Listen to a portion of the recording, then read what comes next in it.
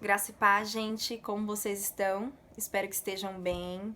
Estou com muitas saudades. É claro que eu gostaria que esta aula fosse, como sempre, presencialmente, olhando vocês, vendo os rostinhos, as mãos erguidas, tirando dúvidas, chamando a atenção do Edinho, né, Edinho?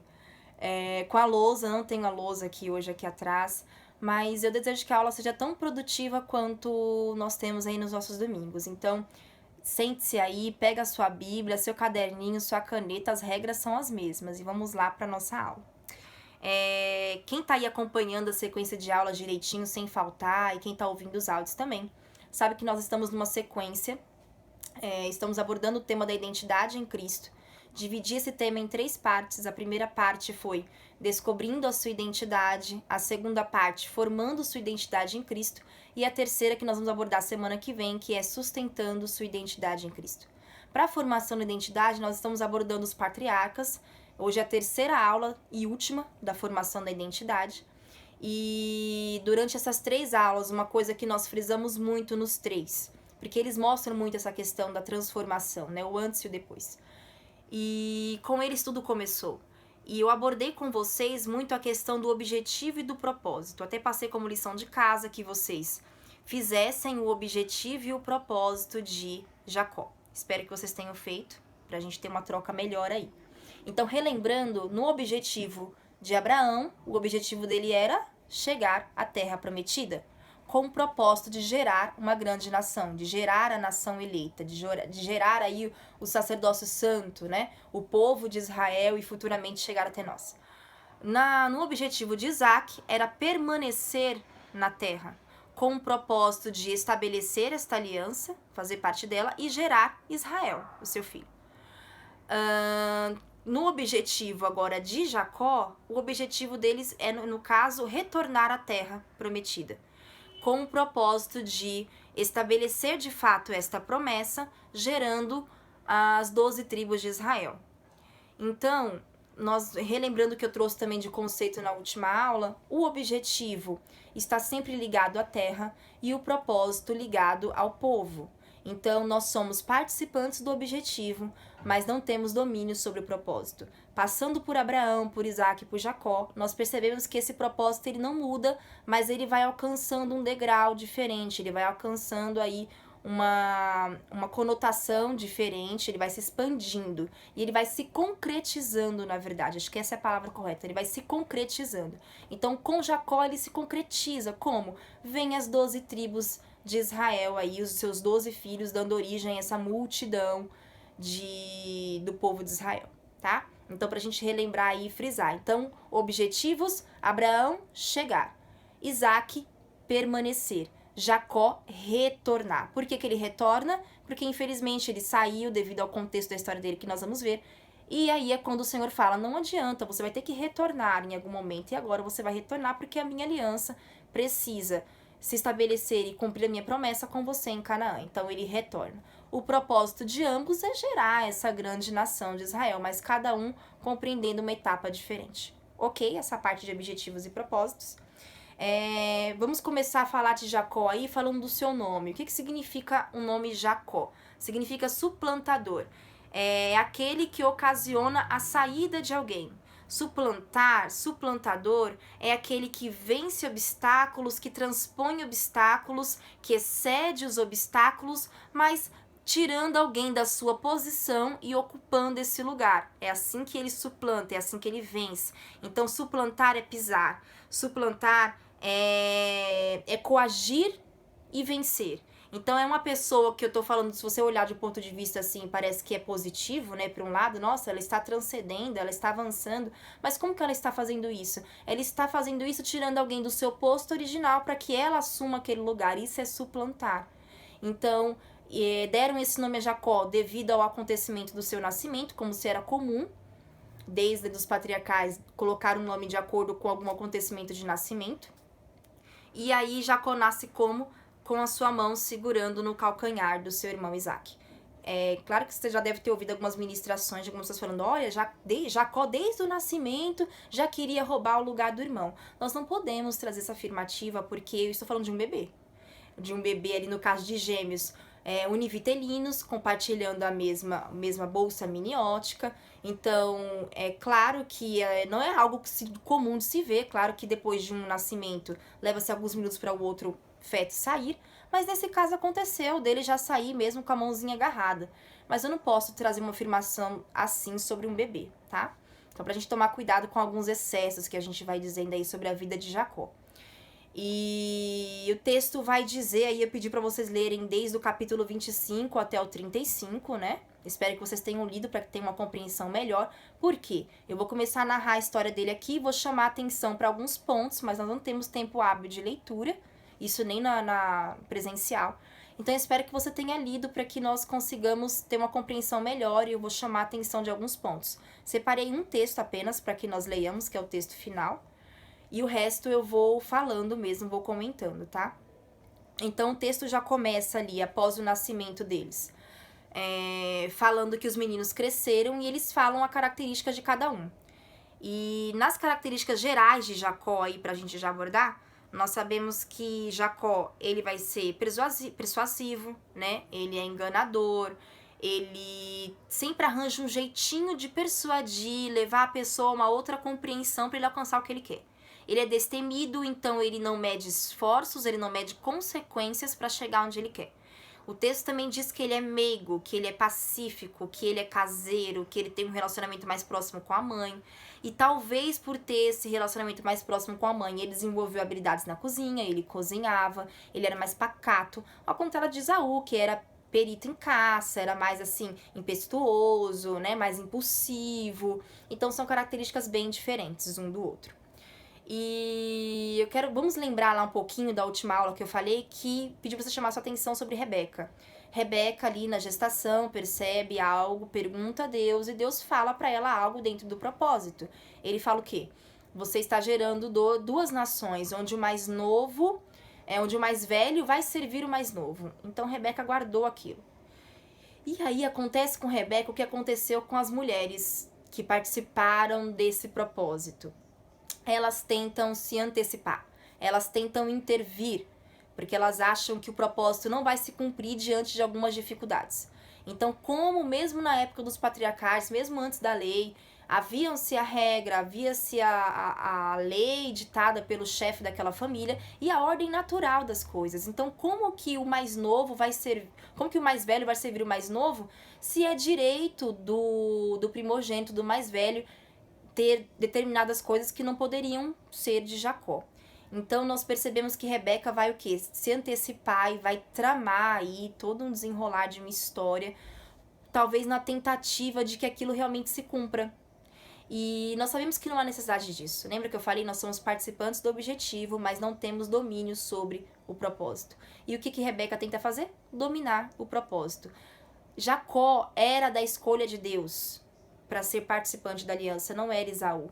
Então não havia necessidade de Jacó trilhar o caminho que ele trilhou, porque ele teve consequências disso. É importante saber isso para também da gente não falar assim, mas Deus estava no controle, ele tinha que fazer assim para chegar. Não, gente, os fins nunca justificam os meios, nem na palavra do Senhor. Deus tem um controle de tudo e ele estabeleceria sua aliança com Jacó. Mas Jacó trilhou um caminho influenciado pela mãe, influenciado pelas suas características também de personalidade, que o levaram a ter consequências lá na frente. Não havia necessidade disso, tá? Isso é pra gente deixar muito bem alinhado. E aí o primeiro grande fato que acontece na vida de Jacó é a questão da primogenitura ali com Esaú. Então, em determinado momento, numa rotina comum, ele está lá cozinhando, Esaú na sua rotina de caça, chega com muita fome e o texto diz que Esaú vende seu direito de primogenitura. Então aqui, Jacó, claro, usa da sua persuasão, mas o texto é bem claro quando diz que que Esaú vendeu e que Esaú tratou de forma desprezível o seu direito de primogenitura. E o que é importante você saber? O que é o direito de primogenitura? Nós vamos ter essa definição lá com as leis de Moisés, mas você vai perceber que nas leis de Moisés é a mesma aplicação aqui para os patriarcas. Eles já seguiam uma ordem natural das coisas, que depois vai virar lei lá com a questão de Moisés. todo primogênito, isso está lá em Êxodo 22, 29, ele era consagrado ao Senhor, ele deveria ser consagrado ao Senhor, seja homem ou animal. Isso vai ser muito melhor exemplificado e cumprido com a tribo de Levi. Então a tribo de Levi, ela foi totalmente consagrada ao Senhor, fazendo como se fosse uma substituição de todo primogênito. Ao invés de todos serem entregues ao Senhor, a tribo de Levi ocuparia isso. Isso é uma definição da questão do primogênito. Mas o direito em si da primogenitura, ele incluía porção dobrada da herança. Então Esaú tinha direito à porção dobrada, assim como todo primogênito após o seu pai morrer. Aquela herança ia ser em dobro para ele. Os servos teriam que servir a ele. Os irmãos mais novos serviram ao mais velho. E também, mais para frente, o direito de um primogênito era de ser o sucessor, o primeiro sucessor ao trono. Ao longo da história não se aconteceu muito bem assim as coisas. Por quê? Porque esse primogênito, dependendo da sua conduta, se ela fosse inadequada, ele perderia esse direito e passaria a um próximo filho.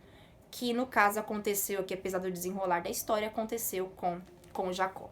Então, nesse primeiro momento, acontece a venda, acontece um acordo entre os irmãos. Nós não sabemos se Jacó comentou isso com Rebeca. Mas imagine aqui que passaram-se alguns anos, um tempo, que o texto não é claro, tem um outro acontecimento, até que chega a proximidade da morte de Isaac. Se Jacó comentou sobre o acordo ou não com Rebeca, não sabemos, mas também não faria muito sentido, não daria certo, pelo menos a visão, ali a gente percebe de Rebeca. Imagine que Jacó chega até o seu pai e fala: oi pai, eu vim aqui receber a bênção. Essa bênção que a gente está falando aqui é a transferência da autoridade, era uma bênção profética, mas é ali onde nós temos um ato simbólico de transferência de autoridade patriarcal ali para o próximo, que seria o chefe da família, para o primogênito que assumiria tudo. Então imagine ele chegando para o pai e falando assim: pai, eu já fiz um acordo com Esaú um dia e ele me vendeu a primogenitura, então pode me abençoar que ele nem liga mais. Apesar das labilidades de Isaac, eu não acredito em Isaac falando: filho, então tá bom, é assim, vamos lá, agora vou passar para você, vou abençoar você. Não, ele ia seguir a ordem natural das coisas, essa bênção era para Esaú. E aí vem a trama de Rebeca, falando pro filho se disfarçar, a gente sabe todo o desenrolar da história, e ele recebe essa bênção então do pai. E quando Esaú chega, não resta mais uma bênção ali. Não sabemos até que ponto Isaac foi enganado ou se permitiu enganar, mas não quero entrar nesse ponto específico para a gente não desfocar de Jacó. Acontece que Esaú ficou furioso, chega aos ouvidos de Rebeca, e aí é quando Rebeca fala: você vai ter que vazar, você vai ter que sumir um pouquinho, ir lá pros meus parentes, vai lá pra casa de Labão, espera seu irmão esfriar e volta. Acontece que ela não imaginava. Só um minutinho, gente.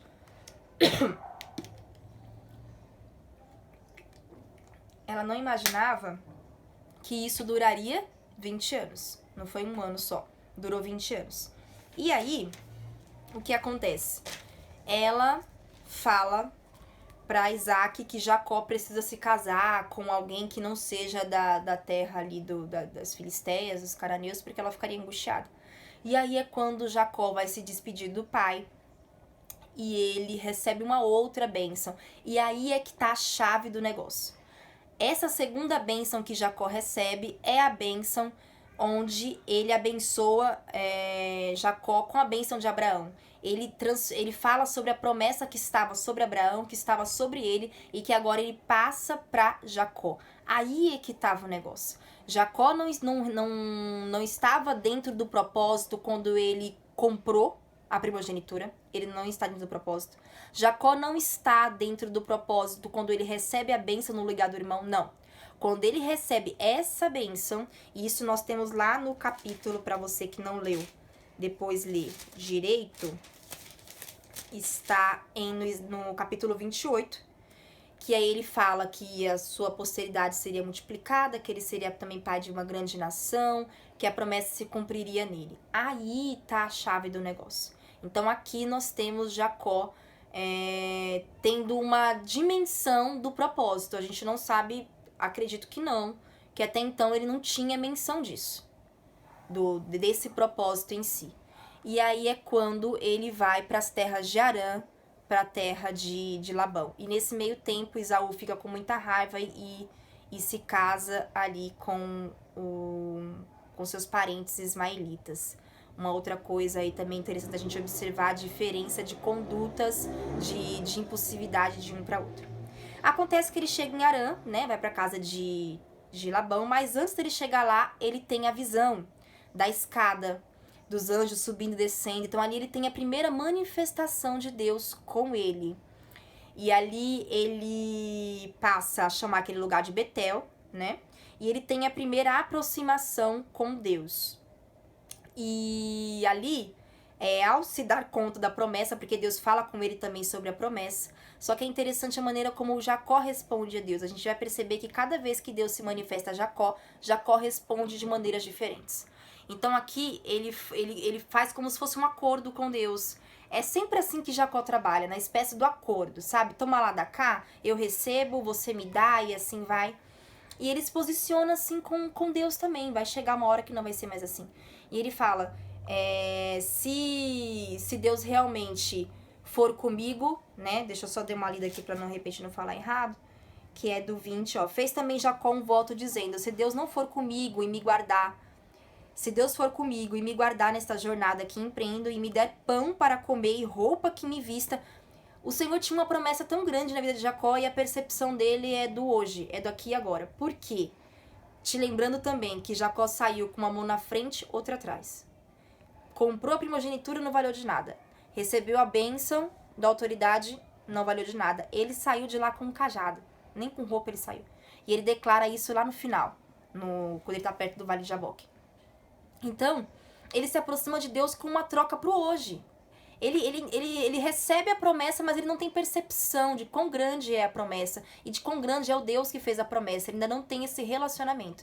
Lembra que eu falei a vocês que vai ter um determinado momento da vida de cada um deles onde eles correspondem à promessa. Então, para serem participantes da promessa, a promessa não é automática, a aliança não é automática. Então, Abraão corresponde quando decide ir. Isaac corresponde à aliança quando decide ficar. E Jacó corresponde à aliança quando decide retornar. Durante todo esse processo, Jacó ainda não é um correspondente da aliança. Ele é alguém com a promessa da aliança, mas que ele ainda vai responder a ela mais pra frente. Então ele se aproxima a Deus com essa questão de troca. Se ele for um Deus que me supra hoje, de maneira que eu volte em paz para casa do meu pai, ele saiu e sabia que ele teria que retornar, mas não sabia quando. Então o Senhor será o meu Deus. Então, se tudo isso me sobrevier, se tudo isso for acontecer de forma positiva comigo, Deus, esse Deus de Abraão, o Deus do meu avô, o Deus do meu pai, será o meu Deus. É assim que ele se aproxima.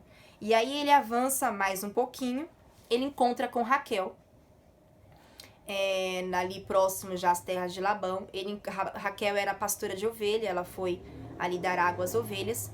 Quando ele encontra Raquel, se apaixona instantaneamente, aquela mesma coisa que a gente vê ali com Isaac e Rebeca, né? A beija, conta a história, vai pra casa dela, encontra Labão. Labão recebe, lembrando que Labão também é aquele cara super interesseiro que tem uma deficiência aí, não sei se a gente pode conotar como pior que Jacó.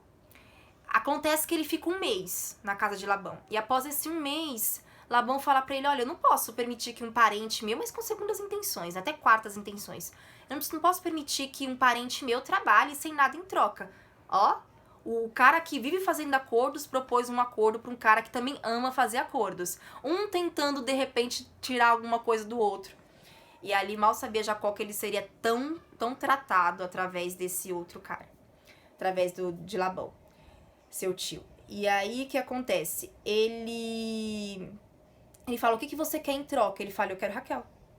E aí ele mesmo quem sugere trabalhar 7 anos. Não foi quem deu esse tempo, foi o próprio Jacó, não foi Labão. Por Raquel. Labão finge que assina um acordo, mas na verdade a gente sabe da história que quem é que entra na noite de núpcias? Lia. O texto fala que Lia não era agradável, enfim, ele não se apaixonou por Lia. Só que aí, depois disso, ele teve que trabalhar por mais 7 anos para ter Raquel. E no meio dessa história toda, há toda uma confusão matrimonial, conjugal, onde uma disputa a atenção dele. E aí, no meio dessas mulheres, nós temos a geração das 12 tribos. Então, nós temos Lia, teve 6 filhos, Rúben, Simeão, Levi, Judá, Isacar e Zebulon, de de Jacó e Diná, uma mulher. Zilpa, que era sua serva, teve Gade e Azer. Raquel vai ter José e Benjamim, com a sua serva Bilá, onde tem Dan e Naphtali. Então aí nós temos os 12 filhos gerados de 4 mulheres diferentes, 2 esposas, isso, e 2 servas, podemos chamar de 2 concubinas. E aí vai passando-se o tempo, Jacó é explorado, na verdade, por Labão. Quando José nasce, ele fala, agora chega, agora eu vou voltar para minha terra. Eu já tenho o que eu tenho, o que eu preciso. E quando ele manifesta isso a Labão, Labão fala, não, vamos fazer um novo acordo, uma nova aliança. E nesse novo pacto, ele fica e o Senhor o faz prosperar mais. Ele passa da prosperidade de Labão. Começa a chamar a atenção dos servos de Labão. Labão já começa a ficar com inveja, o clima vai ficando pesado. E aí ele decide voltar de fato. E aí quando ele sai da casa de Labão, ele sai sem avisar e Labão vem atrás dele. Eu queria ler só o 31, aqui o verso 41, 42, quando ele encontra Labão e ele declara tudo que está sobre a vida dele. Ele fala sobre a promessa de Deus sobre ele. E ele deixa claro quanto ele se sentiu injustiçado por Labão. E ele diz assim para Labão, de maneira que eu andava de dia consumido pelo calor, de noite pela geada, e o meu sono me fugia dos olhos. 20 anos permaneci em tua casa, 14 anos te servi por tuas filhas, e 6 anos por teu rebanho, e 10 vezes você me mudou o salário. Então olha como essa característica da personalidade de Labão tende até a ser pior do que a de Jacó. E como Jacó foi sendo lapidado nessa própria circunstância onde ele colocava as pessoas. Agora ele estava dentro dessa circunstância. E aí passa-se isso, Labão deixa ele ir, faz uma aliança, um outro pacto totalmente diferenciado com ele. E aí nós chegamos numa parte indispensável da vida de Jacó, que quando Labão deixa ele ir, ele segue seu caminho. Vem uma nova manifestação de Deus lá no 32, que diz que anjos de Deus saíram ao encontro de Jacó. Então Jacó tinha muito essa questão de presenciar essas manifestações angelicais. Tanto que ele passa a chamar aquele lugar de Manaim devido à manifestação. E aí, no meio desse caminho, ele sabe que ele vai encontrar com o irmão dele. E ele já começa novamente a se precaver contra isso. E fala, eu preciso de uma estratégia. E lá vem Jacó com as suas estratégias novamente, de tentar apaziguar esse irmão.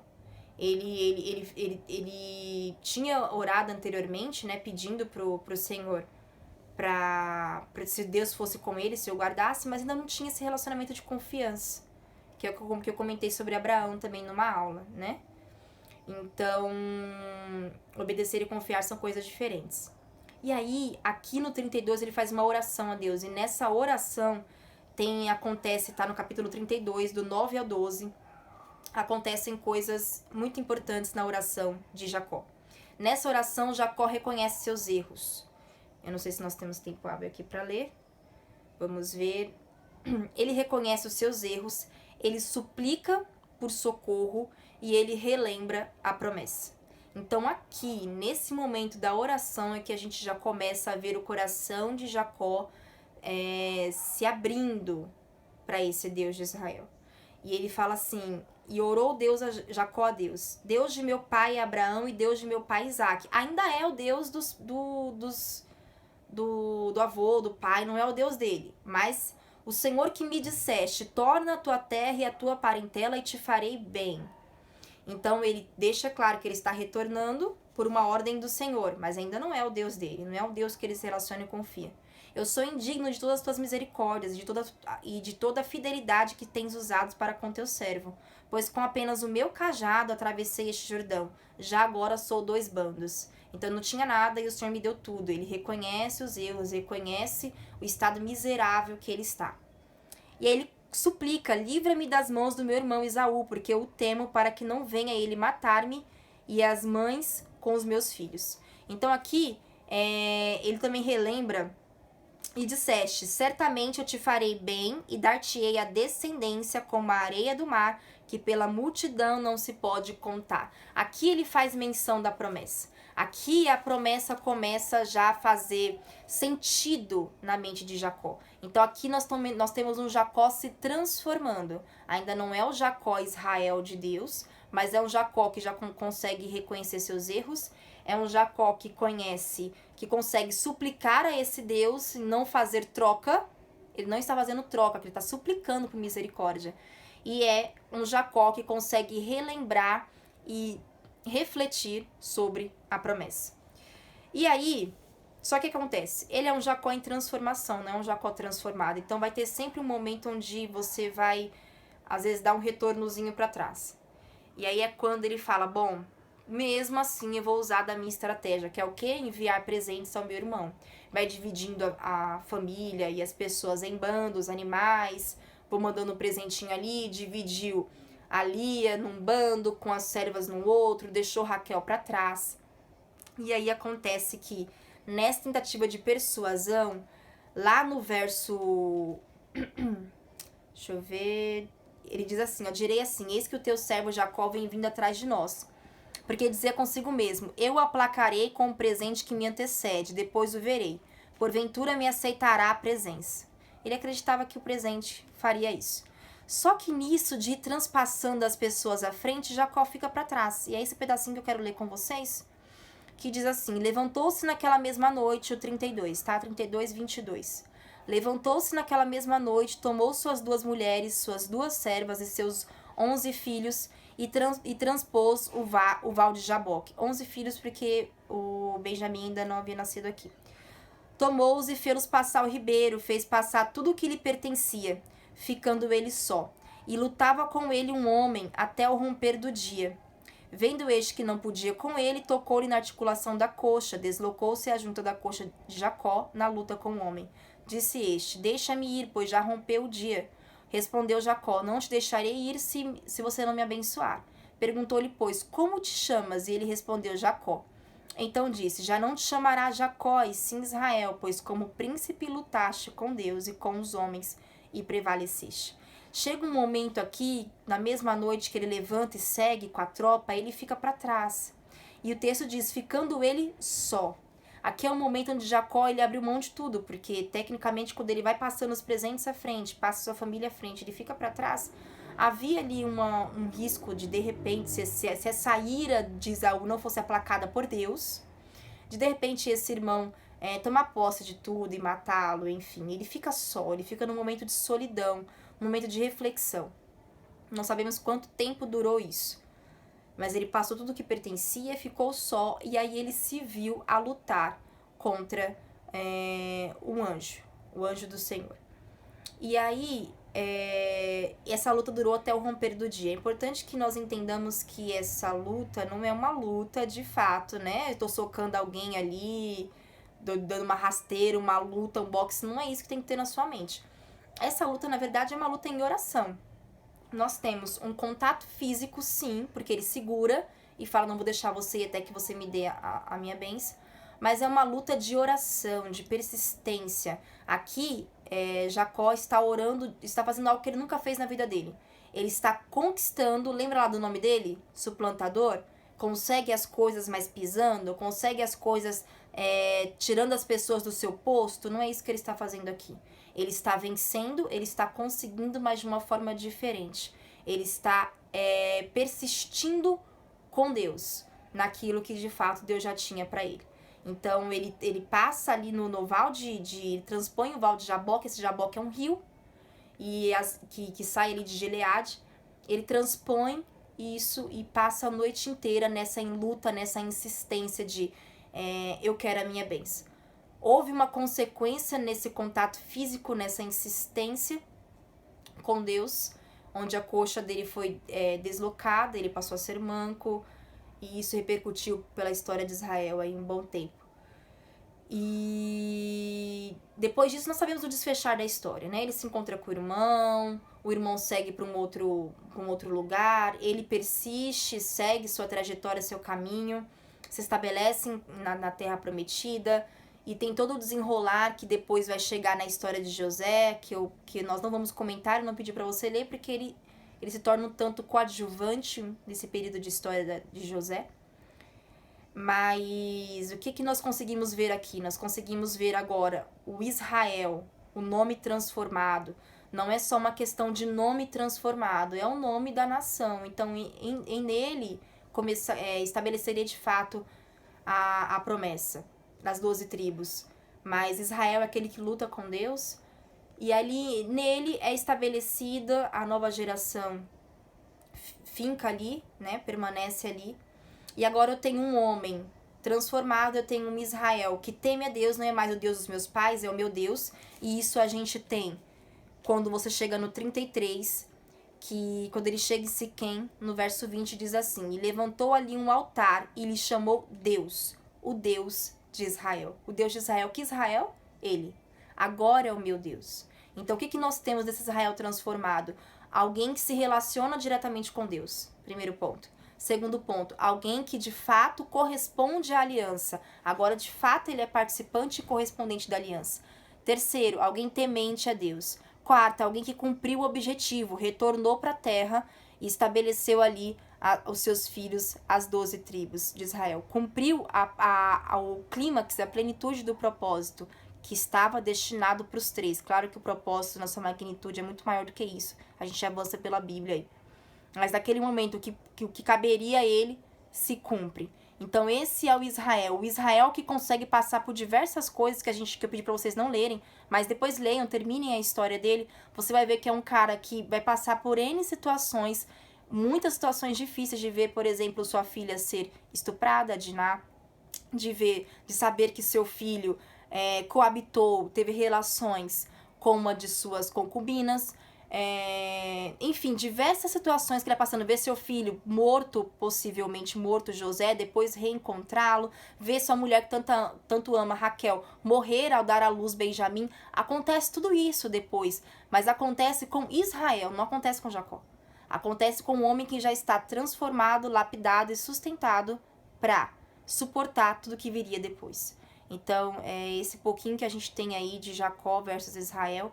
Eu espero que tenha iluminado a sua mente, te trago uma compreensão melhor disso. Nosso tempo foi um pouquinho mais curto. Eu quero te lembrar que eu estou online agora, no grupo do WhatsApp, para tirar suas dúvidas. Conversa comigo, chama lá, tira as dúvidas, acompanhem. Eu vou passar alguns temas de leitura, alguns textos de leitura para a nossa próxima aula. Mantenham-se conectados e não parem de ler. Não parem de buscar. Nós vamos entrar na próxima aula sobre sustentando a identidade, que é um ponto primordial. E nós vamos tratar de outros textos. Porque não adianta você descobrir sua identidade, você formar sua identidade e ao longo da sua caminhada cristã você não sustentá-la. Inclusive agora estamos vivendo um grande momento onde eu preciso sustentar aquilo que eu já sou formada em Deus. Então, te desejo um bom domingo. Que o Senhor abençoe você e a sua casa. E não se esqueça de seguir com o seu devocional, tá bom? Estou ali esperando você pra gente conversar mais um pouquinho. Um grande beijo, o Senhor te abençoe.